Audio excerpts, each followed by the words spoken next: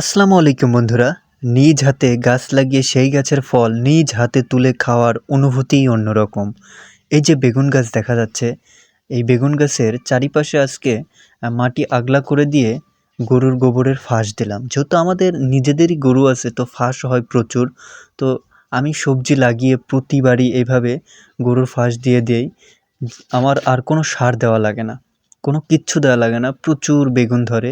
যেকোনো সবজি লাগালে আমি এটার চারপাশে গর্ত করে মাটি আগলা করে দিয়ে গোবরের ফাঁস দিয়ে দেই। তো এটার উপকারিতা হলো আমার কোনো কীটনাশক লাগে না, কিচ্ছু লাগে না, একদম ফরমালিন মুক্ত সবজি পাওয়া যায়, একদম ফ্রেশ। এটা হচ্ছে আমাদের বাড়ির পুকুর, পুকুর বললে ভুল হবে, এখানে বৃষ্টি হইলে বর্ষাকালে পানি জমে থাকে। তো এখানে আমি মাছ চাষ করেছি, কিছুদিন পরেই মাছ মারবো। এটা হচ্ছে পুঁইশাক, আমার নিজ হাতে লাগানো পুঁইশাক। এটা ধুন্দুল গাছ, এটাও আমি নিজ হাতে রোপণ করেছি, ফুল আসছে, কিছুদিন পর ফল ধরবে, তারপরে নিজ হাতে তুলে খাবো।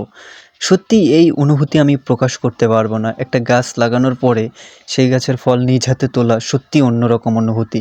এটা আমার ফুল গাছ, আমি ফুল ভীষণ ভালোবাসি। যে ফুল আসছে, আমি প্রচুর গাছ লাগাই আমার বাড়ির আশেপাশে। যেহেতু আমার বাড়ির আশপাশটা অনেক বড়, আমাদের যে বাড়িটা এটা হচ্ছে অনেক বড় এরিয়া নিয়ে।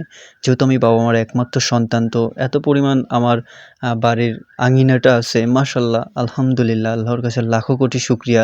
মানুষের থাকার জায়গাই থাকে না, যাক আল্লাহর কাছে লাখো কোটি শুকরিয়া যে আমার বাড়ির স্পেসটা অনেক বড়, যদিও মাঠে কম জমি।